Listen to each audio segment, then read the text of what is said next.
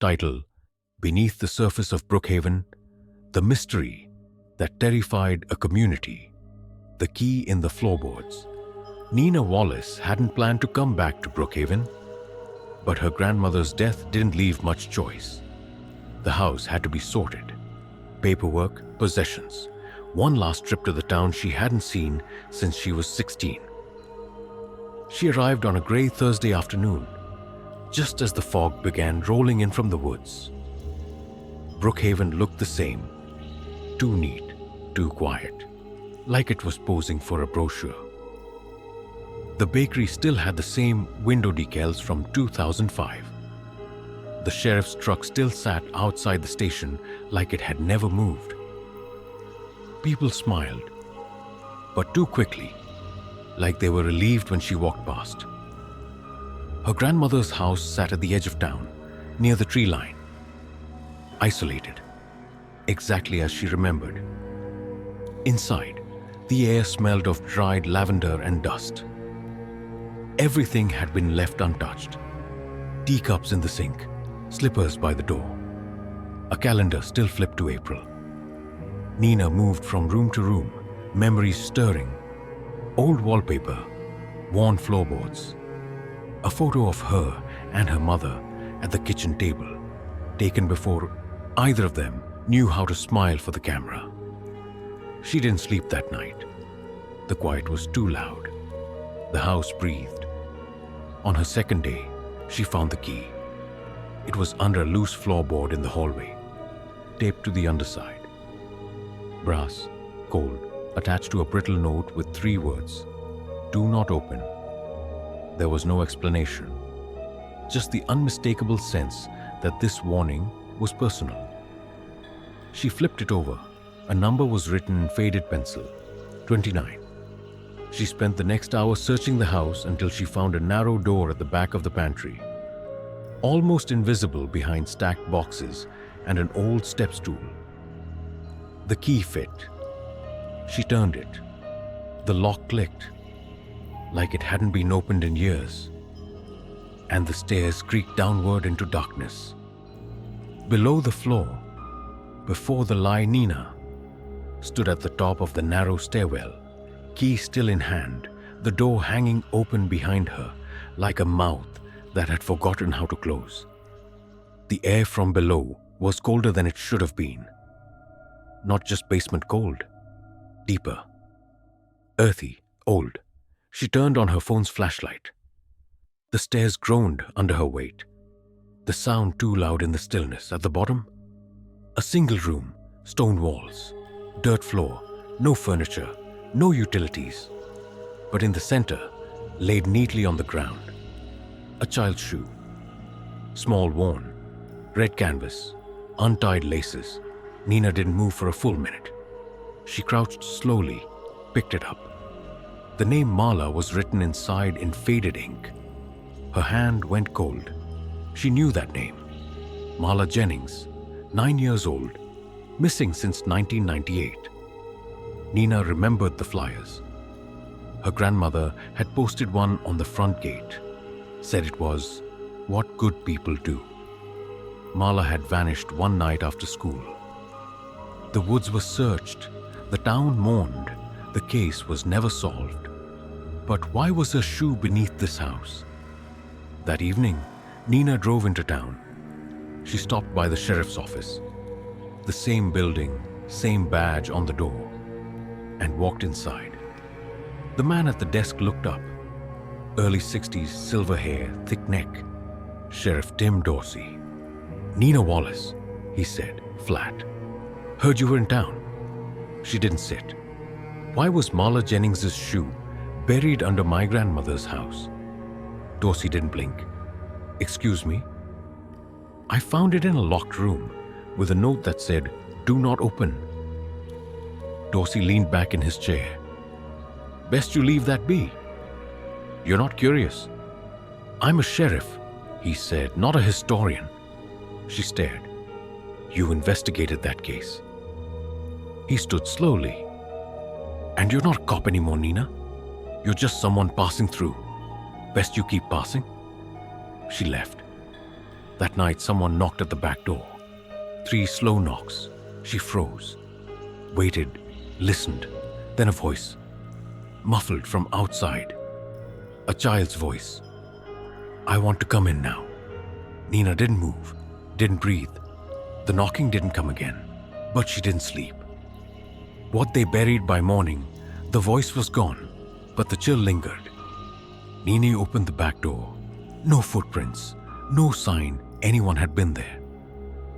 Just a faint line in the grass, like something had been dragged from the edge of the woods to the house.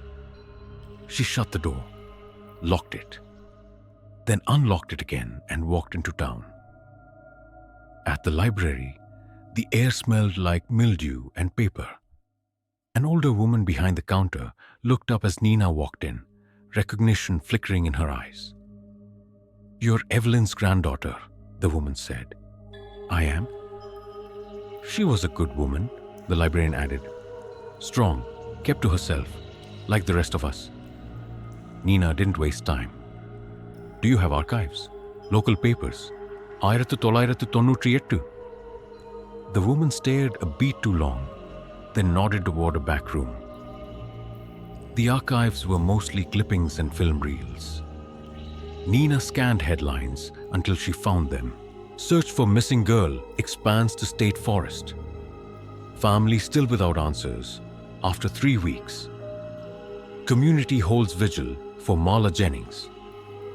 Then she found a photo, blurry, poorly scanned.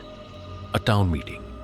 Her grandmother sitting in the front row, face stone. So still behind her. Sheriff Dorsey, younger, not smiling. On the back of the photo, handwritten, 29 keepers, 1 dead, the ground remembers. Nina stared at it. She took a photo with her phone. Then she left. She didn't go home. She drove to Marla Jennings's old address. A weather-worn house on a dead-end street. A man in his 60s answered. His face hardened the moment she said her name. "We're not talking about her," he said. "I think I found something." "I don't care." He tried to shut the door. Nina held it. "I found her shoe under my grandmother's house." The man's eyes twitched. "I don't know what you're doing," he said, voice low. "But if you care at all about your family, you'll stop."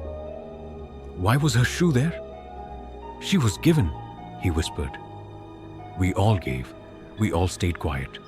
That was the rule." Then he shut the door. That night, Nina returned to the basement. The room was colder than before. The shoe was gone.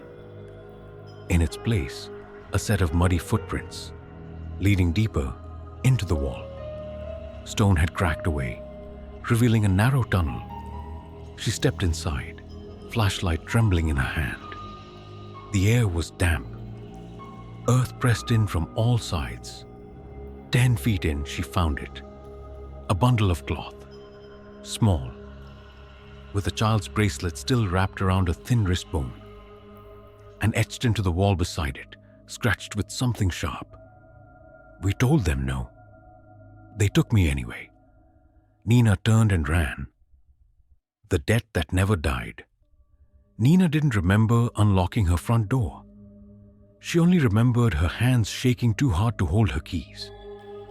The weight of what she'd seen pressing on her chest, like water rising above her mouth. She backed into the kitchen and sat on the floor. Bones, a bracelet, a message carved by a child, and 29 people who stayed quiet. She opened the photo she'd taken of the archive note. 29 keepers. 1 dead. The ground remembers. It wasn't a metaphor, it was a warning. That night her phone buzzed. Unknown number, no caller ID. She answered without thinking. A voice. Whispering, but layered like several voices moving in and out of sync. "You opened it. You broke the sleep." Click. She didn't call back. By 3 a.m. the walls began to creak, not from wind, from inside. The knocking returned, not just at the door now. From the basement, soft, rhythmic taps on the trapdoor she'd sealed. Shut hours ago. Then a voice. Not hers, not a child's. A man's voice, flat, ancient. You inherited the silence. You owe the debt. She backed away slowly, eyes fixed on the basement door. Then she saw it. A hand. Not flesh. Something ash-colored and wrong, gripping the edge of the doorframe from inside. She slammed the front door open and ran barefoot into the night. By sunrise, she was parked outside Sheriff Dorsey's house. Engine idling. She didn't knock. She pounded.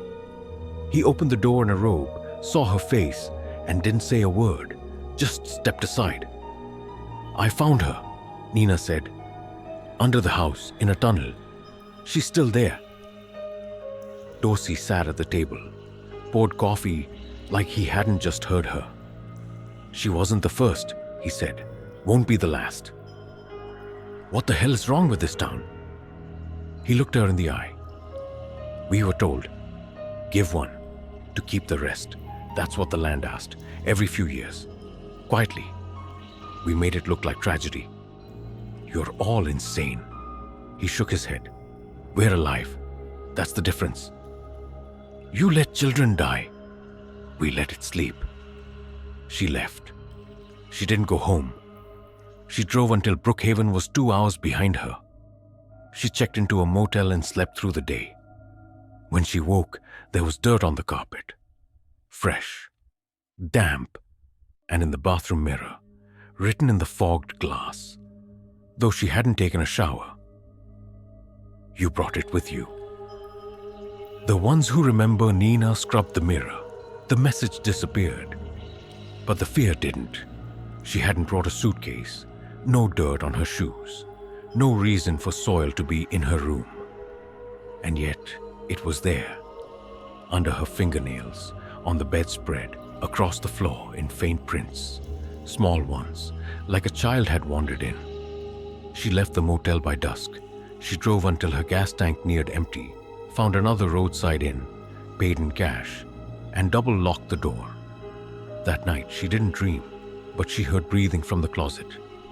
Slow, measured. She didn't check. Somewhere in her bones, she understood. It didn't want to hurt her. It just wanted to be seen. Weeks passed. Nina didn't tell anyone what she'd found in Brookhaven. She tried. She recorded herself. She wrote it all down. But the audio never saved. The pages went blank the next day. And every time she tried to return to that stretch of road on a map, it was gone. Brookhaven no longer appeared. Not even the zip code. Then the mail started. Unmarked envelopes, each with a photo inside. All black and white shots. Always of Brookhaven. Children in schoolyards, town parades, church picnics. In the background of every photo, circled in red ink, a figure, too tall, face wrong, standing just far enough away to not be noticed, until you looked closely. Sometimes Nina saw her grandmother among the faces, smiling, pretending. One day, she received a final envelope. Inside, a photograph, recent, color, taken from a distance. Nina, standing at a gas station, staring at the camera. Behind her, just barely in frame, a child, small, wearing a red canvas shoe, smiling. On the back, a message. You opened it. Now you keep it. Epilogue. They say Brookhaven was swallowed by a fire or condemned due to contaminated ground. No one agrees on the reason. That's the point. But sometimes, in the woods along certain back roads, people find shoes, small, weather-worn, tied with string. If they listen closely, they hear knocking, soft, slow, steady, coming from beneath the dirt. The ground still remembers, even if we pretend not to. Thanks for watching Haunted Chronicles. If you heard the whispers, don't ignore them. Subscribe for more true-feeling tales of terror. And remember, the most dangerous places aren't haunted by ghosts. They're haunted by the truths we bury. New horrors every day. Like, share, and stay close to the light. You never know what's watching when the night falls.